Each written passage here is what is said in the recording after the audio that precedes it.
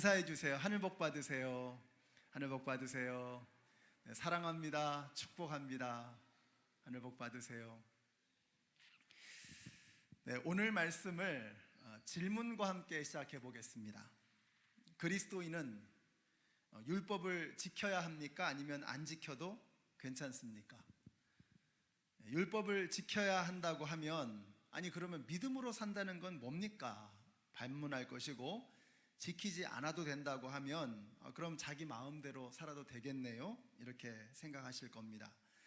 율법을 지켜야 한다는 것을 극단적으로 강조하는 사람을 율법주의자라고 부른다면, 우린 은혜로 구원받았으니까 율법은 필요 없다라고 하는 사람을 율법 폐기론자라고 부를 수 있을 것입니다. 결론부터 말씀드린다면 오늘 로마서 7장 전체에서 하시는 말씀은 이 두 가지 태도 다 잘못된 것이다, 우리에게는 균형이 필요하다라는 말씀을 우리에게 주시고 있습니다. 그럼에도 불구하고 우리는 어느 한쪽으로 이렇게 쏠리는 경향이 있습니다. 그래서 이걸 진단하고 그 다음에는 어떻게 균형 잡힌 신앙생활을 할 것이냐, 이것을 살펴보려고 합니다. 만일 어떤 사람이 스스로 보기에 나는 세상 사람들하고 똑같아, 다를 바가 전혀 없어, 이렇게 생각하고 거기에 대해서 그냥 세상 사람들처럼 사는 것에 대해서 아무런 부담이 없다라고 한다면, 그냥 나는 프리하게 살아가고 있다고 한다 그러면 이 사람은 율법 폐기론자에 가까울 것입니다. 성경 지식도 좀 있고 교회도 좀 다녔고 교회에서 이런저런 봉사도 많이 하지만 실상은 주일날 교회 나가는 것 말고는 세상 사람들과 다를 바가 없다. 그러면 그래서 뭐 이렇게 세상에서 저는 교회를 나갑니다, 예수 믿는 사람입니다, 그러면 교회를 나가셨어요 하면서 깜짝 놀란다. 여러분, 이걸 여러분이 경험하셨다 그러면 실상은 내가 율법 폐기론자에 가까운 삶을 살고 있구나, 이렇게 생각하시면 되겠습니다.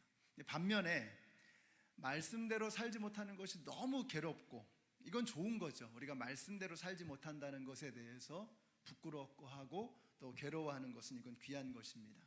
근데 이게 너무 지나쳐가지고 그리스도인이 되었는데도 불구하고 늘 죄책감에 눌려 있다면, 그래서 내가 내 스스로가 너무 뻔뻔하게 느껴지고 또 기도하는 것도 불편하고, 교회에서 누가 좀 이런 봉사 좀 같이 하십시다, 그래도 저 같은 사람이 어떻게 그걸 하겠습니까? 이게 그냥 겸손이 아니고 그냥 하는 말이 아니고 정말로 그렇게 느껴가지고 아무것도 할 수 없다 그러면 우리는 율법주의자 쪽에 가까운 것입니다. 이런 분은 자기가 하나님의 뜻대로 살지 못한다는 생각에 사로잡혀 있기 때문에 자기 자신에게도 그렇고 다른 사람에게도 굉장히 가혹합니다. 이것이 율법주의자적인 성향을 가진 사람들이 보여주는 특징입니다. 오늘은 특별히 이 율법주의자에 대해서 생각을 해보려고 하고요, 그 다음 시간에는 율법 폐기론자에 대해서 한번 좀 주의를 기울여서 살펴보려고 합니다. 율법주의자가 되면 나타나는 현상이 뭐든지 재미가 없습니다. 기쁨이 없는 거예요. 기쁨이 당연하죠. 항상 가책에 눌려 살다 보니까 이게 표정도 어둡고 또 뭘 해도 기쁨으로 하는 게 아니고 그냥 의무로 하기 때문에 이거 자기에게도 득이 되지 않고 다른 사람에게도 덕이 되지 않는 것입니다. 자기에게 가혹하기 때문에 다른 사람들에게도 굉장히 엄격하고 비판적입니다. 그러다 보니까 사람들이 불편해하잖아요. 이런 사람들이 있으면 불편하죠. 뭔가 꼬투리 잡을 것 같고 뭐 좀만 잘못해도 그냥 막 지적당할 것 같고, 이러니까 이런 사람들은 사람들이 이렇게 만나기를 꺼려하게 되죠. 그래서 만나는 사람들의 범주가 갈수록 좁아지게 됩니다. 그리고 주위에 비슷한 사람들끼리 모이게 되죠. 모여서 누군가를 비난하고 비판하고 정죄하고 이러다 보니까 이게 뭐 처음에는 재미가 있잖아요. 근데 계속 이런 게 반복되면 굉장히 허무하거든요. 공허해지잖아요. 그래서 이런 율법주의자적인 태도를 가지고 신앙생활을 하게 되면 이게 재미가 없습니다. 기쁨이 없는 거예요. 이것은 하나님이 원하시는 그리스도인의 모습이 아닙니다. 주의 영이 계신 곳에는 자유함이 있느니라. 이게 자유로움 속에서 마음껏 누리는 기쁨이 있어야 되는데 이게 뭔가에 매여 있다 보니까 이게 즐거움이 없는 거예요.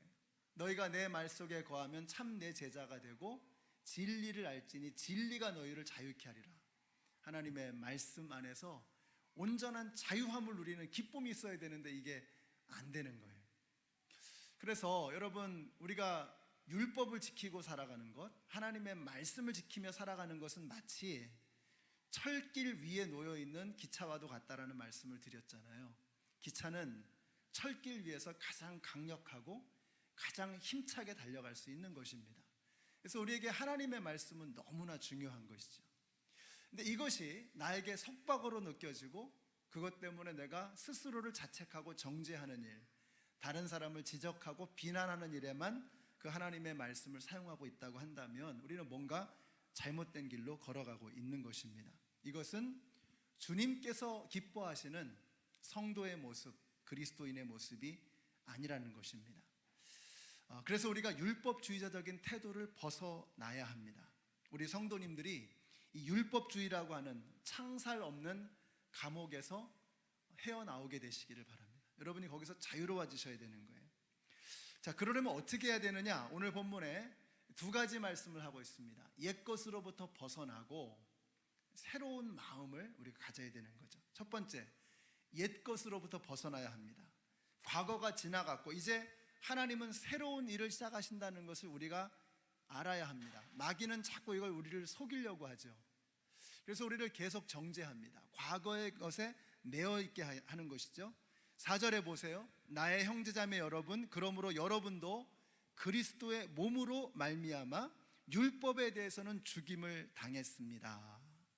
여러분, 죽으면 끝나는 것입니다. 이게 무슨 말이냐? 우리가 예수님을 영접했다면, 그래서 그리스도와 연합이 되었다면 나의 옛사람은 죽어버린 것입니다. 죽으면 끝나는 것입니다. 죽으면 살아생전에 있었던 모든 것들로부터 단절되는 것이죠. 여러분이 수백만 불의 빚을 졌습니다. 누군가와 원수지간으로 평생을 그렇게 살아갑니다. 그런데 죽으면 그 수백만 불의 빚의 채무가 사라지게 되는 것입니다. 원수와 같이 서로 죽일 둥 말둥하는 그 관계도 끝나버리는 거예요. 죽음은 그 모든 채무와 의무와 그 모든 불행함과 비참함으로부터 우리를 완전히 단절시켜 버리는 것이죠. 그래서 바울이 오늘 이 말씀 속에서 남편과 아내의 비유를 우리에게 들려주고 있는 거예요. 이게 비유라는 걸 아셔야 돼요. 비유는요, 비유로 끝나야 돼요. 근데 이 비유를 계속 확장시켜가지고 자꾸 엉뚱한 것에 모든 것을 다 적용하면 그 포인트에서 벗어나게 되는 거죠. 여기서 지금 바울이 하고 싶은 얘기는 뭐냐면 죽으면 끝나는 것이다, 그 모든 관계는 끝나는 것이다 라고 하는 것을 이야기하는 거예요. 가령 예를 들어서 어떤 폭력적인 아주 못된 남편이 있었다고 한번 가정을 해보십시다. 자, 근데 이 사람이 워낙 흉폭한 사람이어가지고 아내를 업신여기고 또 멸시하고 폭행을 한다고 한번 생각해 보세요. 근데 어느 날 그 남편이 죽었습니다. 자, 그러면 그때부터 아내는 자유가 되는 것입니다. 더 이상 멸시받을 필요가 없고 더 이상 그 폭력을 당하지 않아도 되는 것입니다. 율법과 그리스도의 관계가 그러하다는 거예요. 자, 여기서 율법이 폭력적인 남편이다 이렇게 생각하시면 안 된다는 거예요. 이게 비유라는 게 뭐냐면, 여기서 말하고 싶은 포인트는 뭐냐면 죽으면 그 모든 관계가 단절되는 것이다 라고 하는 것을, 그걸 말하고 싶은 거예요. 그래서 율법의 지배를 받고 율법에 매여 살았지만 또 안 믿는 사람도 마찬가지죠. 저마다 다 자기 나름대로의 규율과 자기 나름대로의 도덕이 있는 겁니다. 거기에 매여 살았던 것이죠. 그러나 이제는 어떻게 되었다는 거예요? 그리스도의 몸으로 말미암아 율법에 대해서 죽었다 이겁니다. 죽었다. 죽으면 영향력이 끊어지는 것입니다. 여러분, 율법은 우리를 비춰보는 거울입니다. 그래서 이것이 우리를 정죄하게 되어 있습니다. 그 본성이, 특성이 그래요. 그러나 그리스도의 은혜는 우리를 안아주시는 것입니다. 그래서 그리스도의 은혜 안에서 살아가는 우리는 고백하고 회개하면 과거는 지나가고 용서를 받는 것입니다. 이걸 가볍게 받아들이시면 안 되죠. 이걸 알아야 됩니다. 우리가 우리의 죄를 자백하면 하나님은 신실하시고 의로운 분이셔서 우리의 죄를 용서하시고 모든 불의에서 우리를 깨끗하게 해주실 것입니다.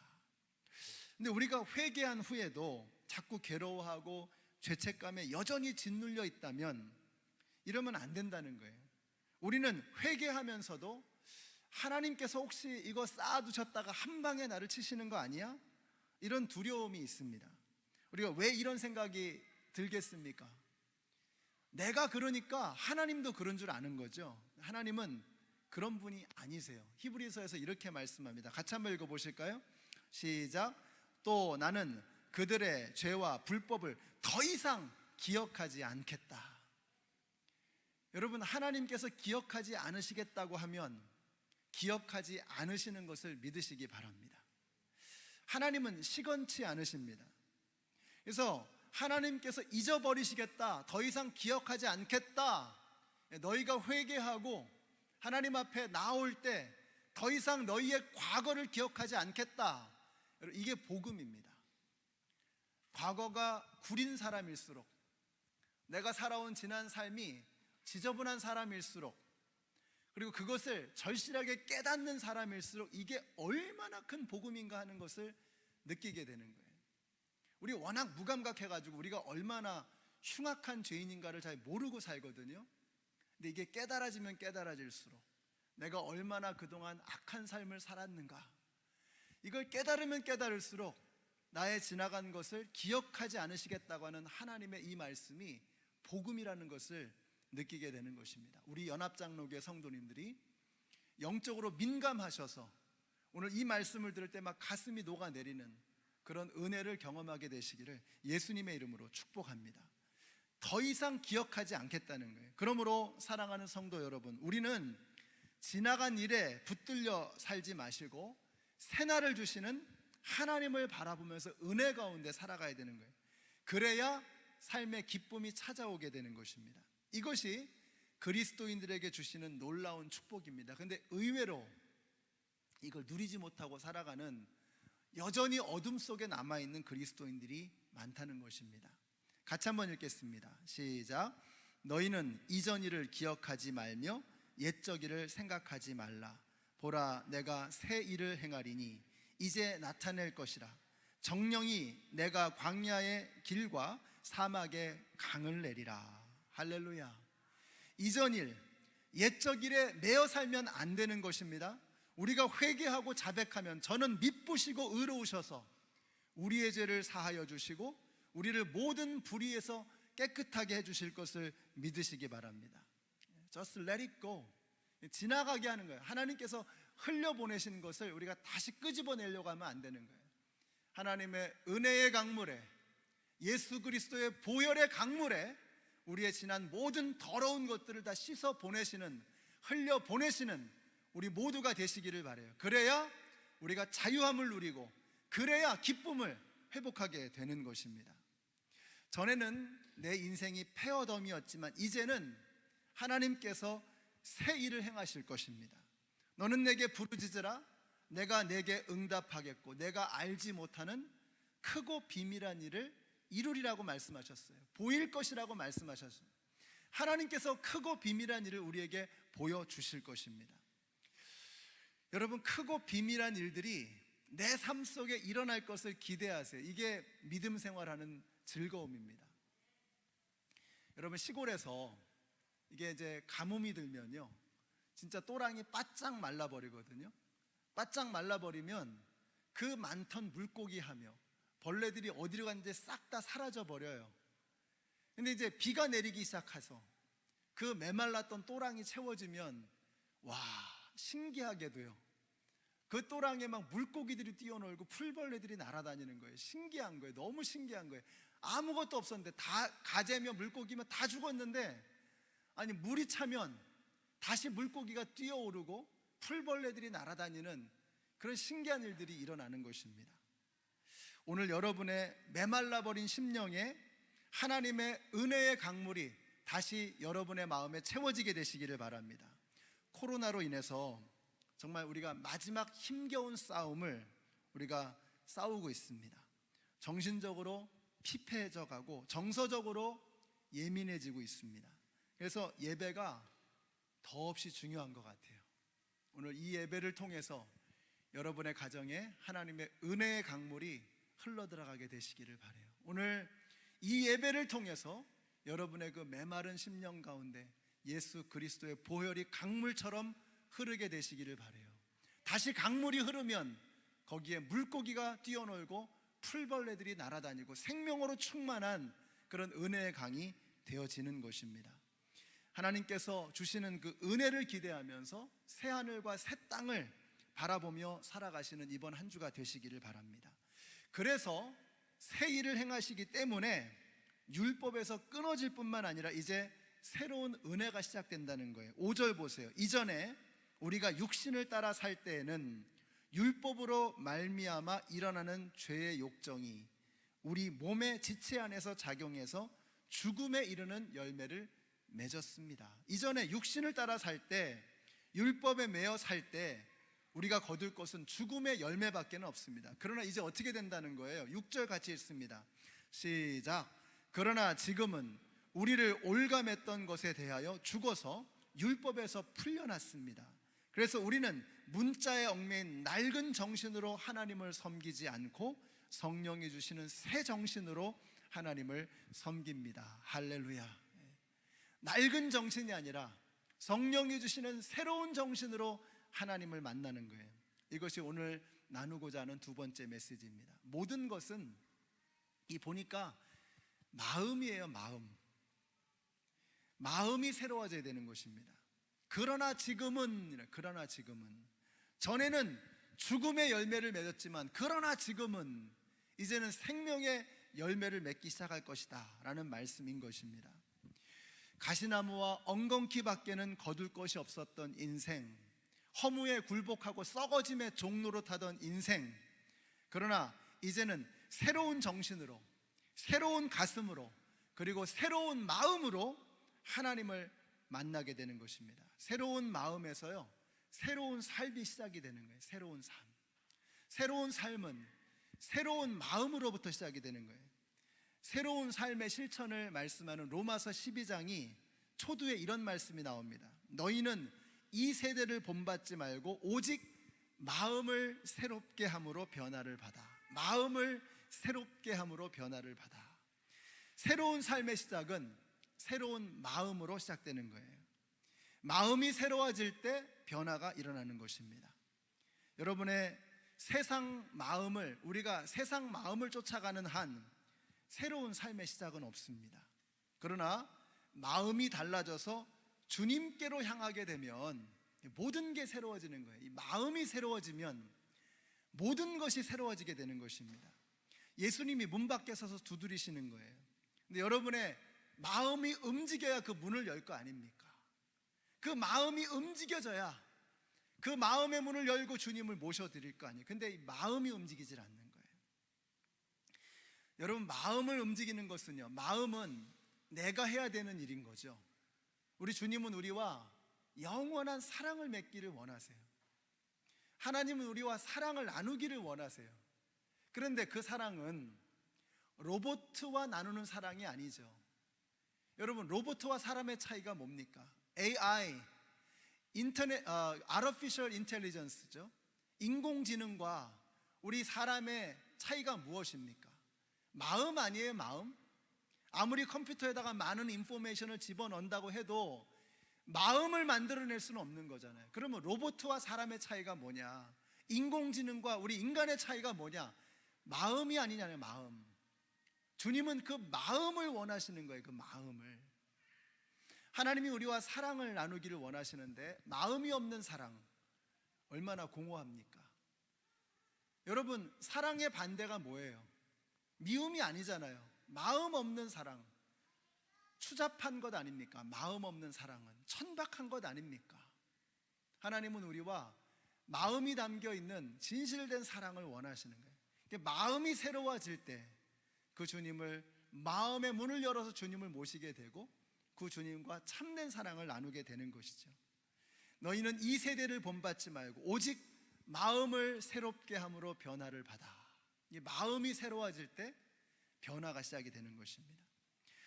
밧세바와의 간통 사건으로 망가질 대로 망가진 다윗이 이렇게 고백합니다. 하나님이여, 내 속에 정한 마음을 창조하시고 내 안에 정직한 영을 새롭게 하소서. 마음이 새로워지기를 다윗은 원했던 거예요. 정한 마음을 창조하시고, 다윗은 정한 마음을 창조해달라고 눈물로 호소하는 겁니다. 내 안에 정직한 영으로 새롭게 해달라고 기도하는 거예요. 우리도 다윗과 함께 기도해야겠습니다. 성령님께서 내 안에 새로운 영을, 새로운 마음을, 새로운 정결한 마음을 우리한테 허락하시도록 하나님께서 우리에게 은혜를 베풀어 주시도록 우리가 기도해야 되는 것입니다. 사람은 숨을 쉬어야 사는 거 아닙니까? 그러니까 들숨과 날숨이 있어야 되는 거죠. 호흡이 교차되어야, 들숨과 날숨이 교차되어야 우리가 생명을 유지할 수 있는 것입니다. 그러니까 이 시간은 숨을 들이키는 거예요. 숨을 들이키는 거죠. 하나님께서 새로운 마음을 우리 가운데 불어넣어 주시도록 들숨으로 하나님의 그 성령님의 그 새롭게 하시는 그 마음을 우리가 들이마시는 거예요. 꽉 채우는 거죠. 그리고 세상에 나가서 날숨을 쉬는 거죠. 하나님께서 우리에게 불어넣어 주신 거룩한 마음, 정결한 마음, 깨끗한 마음, 그 마음을 세상에 샥 불어넣는 거죠. 그러니까 이 들숨과 날숨이 끊임없이 교차되어질 때 생명 현상이 유지되는 거 아닙니까? 근데 이게 멈추면, 들숨과 날숨이 교차되는 것을 멈추면 끝나는 거죠. 신앙생활도 마찬가지예요. 신앙생활도 들이마시고 내쉬는 것이 끊임없이 교차될 때 생명이 유지되는 거죠. 오늘 이 예배를 통해서, 코로나 때문에 예배는 더 중요해진 것 같아요. 우리가 이 예배를 통해서 성령님께서 샥 불어넣어 주시는 그 생기, 그 하나님의 새롭게 하시는 그 마음을 우리의 허파에, 우리의 몸 안에 그득하게 채우시는 저와 여러분이 되시기를 바랍니다. 그리고 그 호흡을 세상에 나가서 샥 불어넣는 것이죠. 마음, 제가 이것을 묵상하면서 누가복음 15장이 또 생각이 났습니다. 누가복음 15장에 나오는 탕자의 비유는 크게 두 부분으로 나누어져요. 집을 떠나는 장면, 그리고 집으로 돌아오는 장면입니다. 근데 이 집으로 돌아오는 장면이 이렇게 시작이 됩니다. 17절인데요. 누가복음 15장 17절에 보시면 그제야 그는 제정신이 들어서, 그제야 그는 제정신이 들어서 마음이 바뀐 거예요. 마음이, 둘째 아들의 마음이 움직인 겁니다. 자, 그리고 나서 누가복음 15장을 보니까요, 이게 전체가 다 마음인 거예요. 마음. 잃어버린 양을 찾아 헤매는 그 목자의 마음, 여러분 그 마음이 느껴지셔야 돼요. 누가복음 15장을 읽으면서 그 잃어버린 양을 찾았을 때 그 기뻐 뛸 것 같은 그 목자의 마음, 잃어버린 동전 드라크마를 되찾았을 때의 그 여인의 마음, 그걸 잃어버렸을 때 그 여인의 무너지는 마음, 마음이 담겨 있는 거예요. 탕자의 비유도 보세요. 집을 떠나고자 하는 그 둘째 아들의 마음, 그 떠나보내는 아버지의 마음, 돼지들과 함께 뒹굴러서 쥐염 열매를 먹는 그 비참한 자식의 마음, 그제나 저제나 동구 밖에 가서 자식을 기다리면서 하염없이 눈물 흘리는 그 아버지의 마음, 그 아버지의 마음이 저 멀리 타향에 있는 둘째 아들에게 그 마음이 전달이 되는 거죠. 그제야 둘째 아들은 정신이 들어가지고 그 아버지의 마음이 자식에게 전해진 거예요. 그제야 정신이 들어가지고 이제는 마음이 움직이는 거예요. 차라리 내가 아버지의 집에서 품꾼의 하나로 일할지언정 그 아버지의 곁으로 다시 돌아가고 싶은 그 마음, 그 자식을 보면서 버선발로 그 노구를 이끌고 달려가는 그 아버지의 마음, 너무나 즐겁고 너무나 기뻐서 잔치를 베푸는 그 아버지의 마음. 그러니까 누가복음 15장은요 그냥 한 단어로 정리한다 그러면 마음이에요. 마음, 그 마음. 근데 이게 보니까 성경 전체의 말씀인 거예요. 성경 전체가 잃어버린 자식을 찾아 헤매는 아버지의 마음인 거예요. 헤매고 헤매다가 사경을 헤매고 죽음의 그 갈림길에서 갈팡질팡하는 그 인생이 누구로 말미암아서? 예수 그리스도로 말미암아서 그제야 정신이 드는 거예요. 그제야 정신이 들어서 그래서 아버지에게로 돌아가고자 하는 마음이 생겨나는 것입니다. 여러분, 우리가 어떻게 율법주의자에게서 벗어날 수 있겠는가? 이 예수 그리스도로 말미암은 아버지의 마음으로 향하는 우리의 마음이 우리 안에서 움직여야 되는 것입니다. 새로운 정신으로 하나님을 섬기는, 새로운 마음으로 아버지를 만나는, 여러분, 둘째 아들이 집을 떠났을 때와 집으로 돌아왔을 때 뭐가 바뀐 거예요? 달라진 거 없어요. 딱 하나 바뀐 거예요. 마음이 바뀐 거예요. 마음이. 그 마음이 바뀐 거예요. 이제 우리가 옛 정신이 아니라, 문자의 얽매인 낡은 정신이 아니라 이제는 성령이 부어주시는 새로운 정신으로 하나님 아버지를 섬기는 것입니다. 여러분, 그래서 구약성경과 신약성경이 딱 만나는 그 지점, 다시 말하면 말라기서의 맨 끝자락이죠. 맨 마지막 장 마지막 절에서 이렇게 말씀합니다. 그가 아버지의 마음을 자녀에게로 돌이키고 자녀의 마음을 아버지에게로 돌이킬 것이다. 그가 누구입니까? 예수 그리스도. 지금 로마서 7장 6절의 말씀이 고스란히 말라기서 4장의 끝에 나오는 거예요. 그 아들의 마음, 아버지의 마음을 돌이키는 분, 그분이 누구라는 거예요? 예수 그리스도. 예수님께서 죽으심으로 아버지의 화산 같은 진노가 끝이 난 것입니다. 예수가 죽으심으로 세상 속에서 헤매이던 정신 나간 이 아들의 마음이 다시 아버지에게로 돌아가는 거예요. 같이 한번 읽어보실까? 이사야서 55장 7절의 말씀. 제가 오늘 말씀을 이 말씀으로 마치려고 합니다. 이사야서 55장 7절의 말씀, 시작. 악한 자는 그 길을 버리고 불의한 자는 그 생각을 버리고 여호와께 돌아오라. 긍휼을 베푸실 것이다. 너그럽게 용서할 것이다. 여호와께로 돌아오라. 하나님께로 돌아오라. 그는 긍휼을 베푸실 것이고 용서하실 것이고 자비를 베푸실 것이며 새로운 삶을 우리에게 주실 것입니다.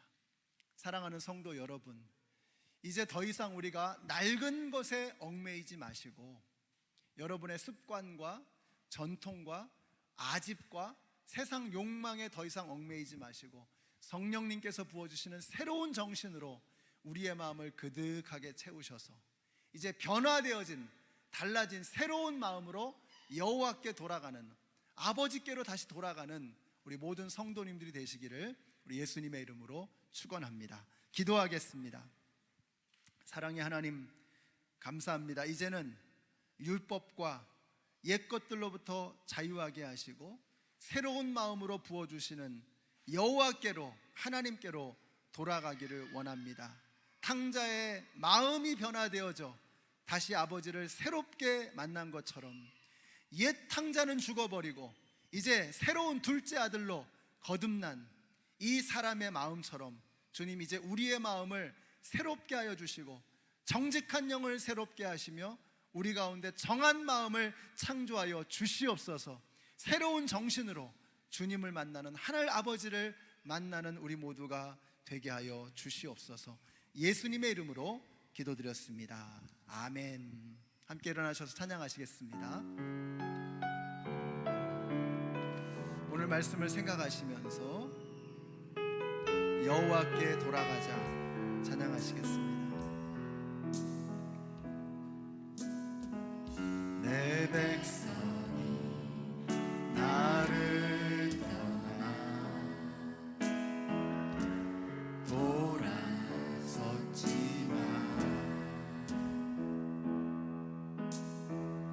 내 사랑이 내 백성을 포기 못하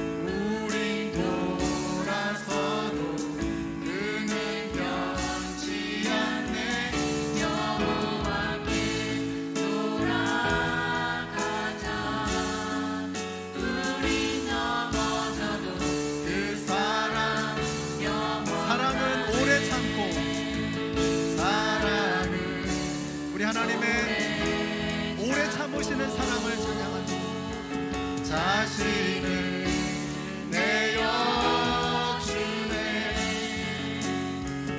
서로 사랑할 때 세상을, 여러분 새로운 마음으로 세상을 사랑하며 이 땅을 섬기는 주님의 백성이 되기를 원합니다. 사랑을 오래 참고 자신을 내어주네.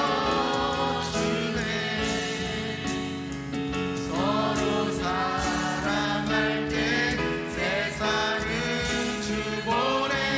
사랑은 절대치. 우리 더 큰 소리로 찬양하겠습니다. 여호와께 돌아가자. 그는 돌아서도 그는 변치 않네. 여호와께 돌아가자. 우린 넘어져도. 다시 한번 고백하겠습니다. 여호와께 돌아가자. 여호와께 돌아가자. 우린 돌아서도 그는 변치 않네. 여호와께 돌아가자. 우리 넘어져도 그 사랑 영원하네. 우리 한번 같이 기도하겠습니다. 여러분, 이 땅에 질병이 생긴 이유가 무엇입니까? 죽음이 생긴 이유가 무엇입니까? 서로 살인하고 미워하고 정죄하고 비방하고 서로를 왕따시키고 비참하게 만들고, 이 모든 폭력과 불행과 불의와 이 고통의 이유가 무엇입니까? 이유는 오직 하나, 여호와께, 그 여호와의 모든 것을 버리고 여호와를 떠나버렸기 때문에 이제 우리가 예수님과 함께 해야 될 것은 오직 한 가지, 여호와께로 돌아가는 것입니다. 오늘 이 시간에 먼저 우리의 마음이 돌이켜지기를 원합니다. 우리의 마음이 주님을 향해 돌아서기를 원합니다. 마음이 변화됨으로 탕자는 새로운 사람이 된 것처럼 이제 우리의 마음이 새로워져 예수를 내 삶의 중심에 모셔드리고 여호와께로 동행하며 여호와께로 나아가는 우리가 모두가 되어야 되겠습니다. 더 이상 예수님을 미행하는 사람 되지 마시고 예수님과 동행하는 사람이 되어 여호와께로 돌아가십시다. 여호와께로 돌아갈 때 질병은 사라지고 죽음은 사라지고 고통은 사라져버리고 하나님의 나라가 이 땅 가운데 임하게 될 것입니다.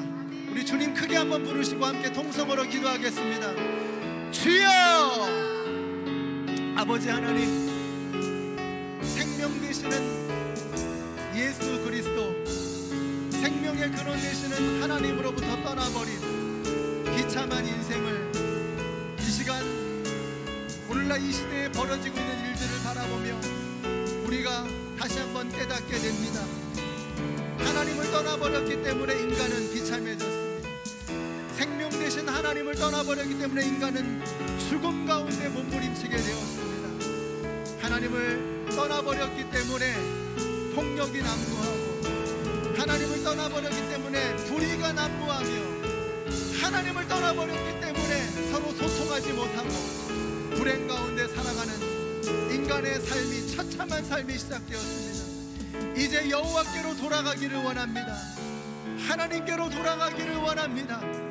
이 땅에 하나님을 떠나버린 모든 불행한 인간들이 그 마음이 새로워져 예수와 함께 주님께로 나아가는, 하나님께로 나아가는 새로운 생명의 시작이 이루어지게 하여 주시옵소서. 하나님의 은혜를 경험하며 다시 주님께로 나아가기를 원합니다.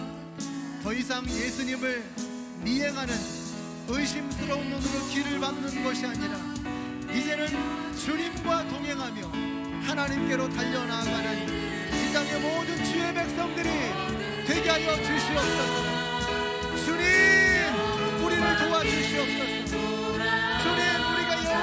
돌아가기를 원합니다. 하나님께로 돌아가기를 원합니다. 우리의 마음을 돌이켜 주시옵소서. 하나님으로부터 멀어진 우리의 마음을 돌이켜 주시옵소서. 하나님, 우리의 마음을 돌이켜 주시옵소서. 우리의 마음을 돌이켜 주시옵소서.